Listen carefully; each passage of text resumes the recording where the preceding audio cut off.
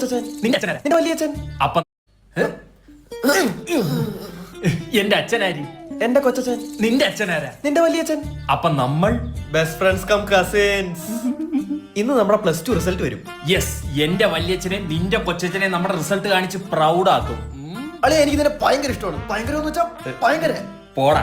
ഒരു പെണ്ണായിരുന്നു നിന്നെ ഞാൻ പ്രേമിച്ചേനെ. പക്ഷെ എനിക്ക് കുഴപ്പമൊന്നുമില്ല, എനിക്ക് സമ്മതമെന്നൊക്കെ.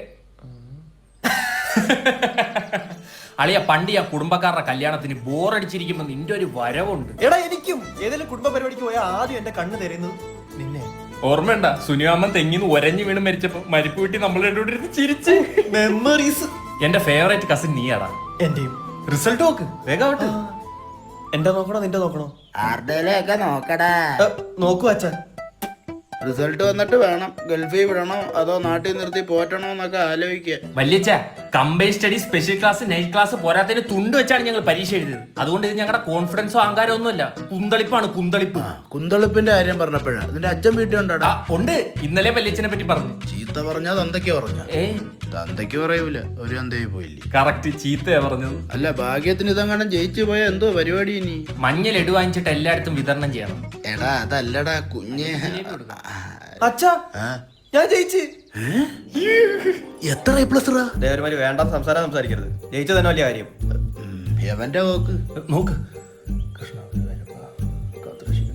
എടാ നീ തോറ്റടാ. തോറ്റ് തോറ്റ ചുമ്മാ സത്യായിട്ടും. എടാ അതെങ്ങടാ നീ ജയിച്ചിട്ട് ഞാൻ തോക്കുന്ന? എന്റെ മോൻ പഠിച്ചടാ. എടാ ഞാൻ കൊടുത്ത തുണ്ടിലാണോ അവൻ ജയിച്ചത്? But fate is against you. അയ്യോ എന്റെ അച്ഛൻ ഇപ്പോന്നിരിക്കും പപ്പടത്തിന് മീശൊട്ടിച്ച പോലെ.